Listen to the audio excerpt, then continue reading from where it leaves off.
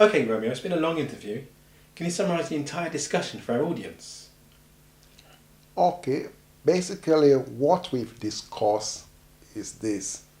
We've said that the dental business growth process is basically a three-step process. It's about patient attraction, it's about increasing the volume per sale from those patients, and it's also increasing the frequency with which those patients buy from the dentist. And we've also said that the marketing process is also a three-step process.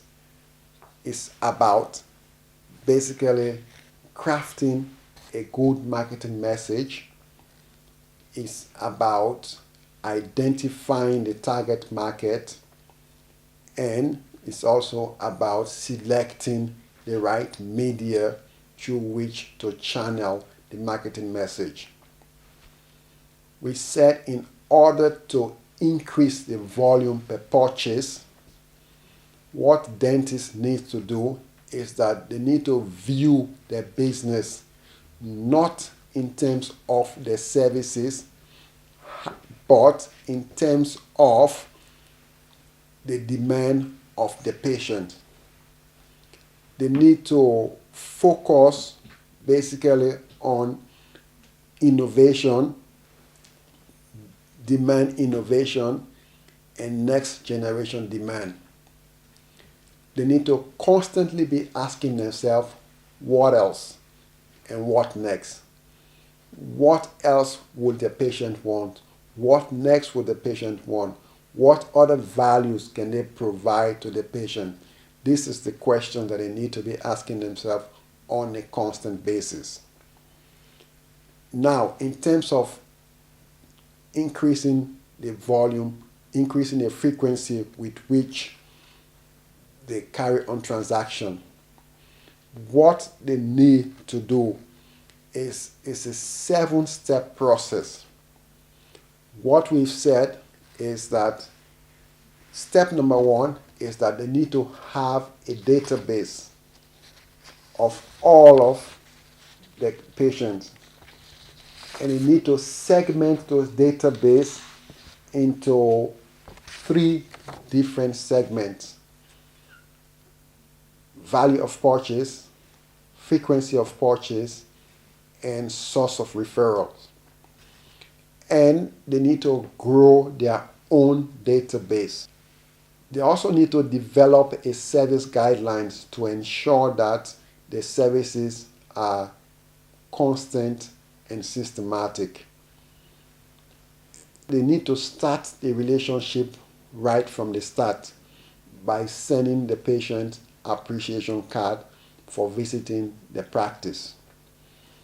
They need to program for referrals also from the start by ensuring that when they send those cards out, they have a form for referral at the back, and they need to ensure that they give incentive for referral. They need to acknowledge and reward referrals, and they need to reciprocate, because reciprocity is a very, very potent weapon of influence.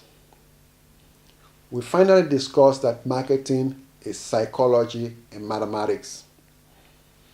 Psychology because people buy emotionally.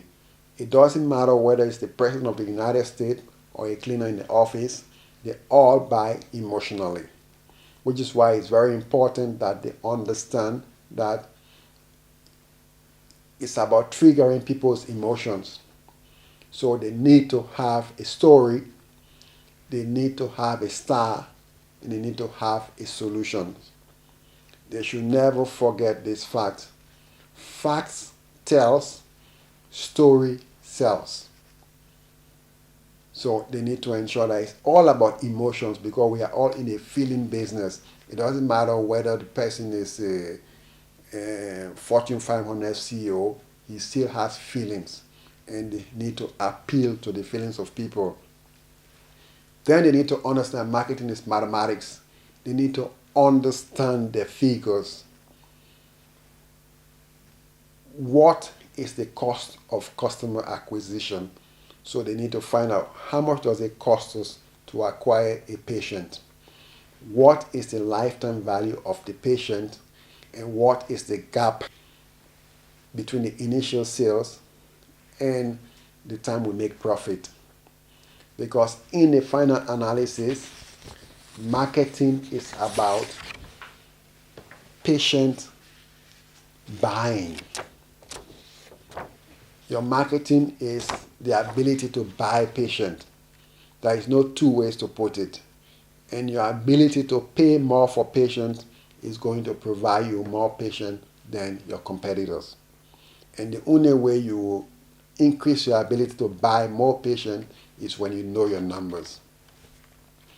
I've also said that basically you need to ensure that you reach a point of critical mass, because reaching critical mass in your marketing is at the point at which you do not need to prospect anymore.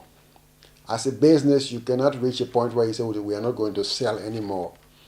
However, you need to reach a point at which you are not dependent on new patients coming into your practice, where you have a steady flow of patients and then you're just servicing them, and then as new one comes in, those ones generate more. So basically, you need to create a mechanism for compound prospecting, a mechanism in which your current patients become your mercenaries or your missionaries to sell for you. You see, the information I've given you are not easy. I'm going to be honest with you now. There is a good news and a bad news. The bad news is the information I've given you is a very kind of complex marketing process. That is the reality. But this is the good news. The good news is your competitors are not doing it. So you need to take courage in the fact that the simpler your marketing process is, the easier it will be for your competitor to copy. If your marketing process is complex, it will be difficult for your competitor to copy. The reason I've given you all this information is not because I expect you to do the marketing yourself. It's simply because I expect you to understand marketing fundamentals, because you cannot determine results that you do not know what result to expect. So basically right now, by understanding marketing fundamentals, you know what result to expect. So if you hire a marketing expert like myself, or if you call in a different marketing expert, you are able to discuss with them and say, okay, gee, what about this? What about that? What about this? So next time they won't come and tell you, look, and let's do branding. Let's get your name out there. Because you know branding will never work for a small dental practice like yourself. So you can quickly escort them out of your office if they talk about branding. So by knowing these things, you know what questions to ask, you know what result to expect. Finally, you need to remember that you acquire patients, you make a sale to acquire patient. You do not sell, you do not acquire patient to make a sale. That's a very important distinction that I want you to understand. When you make a sale, the objective of the sale is to acquire patient. You do not acquire patient to make a sale. Because you see, front-end sale, first sale makes you money. But back-end sale, which is repeat sale, is what makes you wealthy. So if you want to be wealthy, if you want to succeed in your business, your focus has to be on back-end sales. The focus has to be on repeat sales. And that is only done if you focus on the 3 steps I've given you. You attract customers, you ensure that you increase the volume per transaction, and then you ensure that you increase the frequency with which the customers buy from you. Thank you very much. Well, we hope this has been helpful to you. If you require more information about Romeo Richards, please visit www.theprofitexperts.co.uk or call 444 161 945 or 1754. On this site you can purchase more of Romeo's products, but you can also book private consultations with him, and you can hire him to organise and run a marketing campaign for you. Thanks for taking the time to listen to or watch this video again. If you need more information, please log on to www.theprofitexperts.co.uk or call 0800 876 6608, and for international 44 161 945 1754. Remember, no margin, no mission.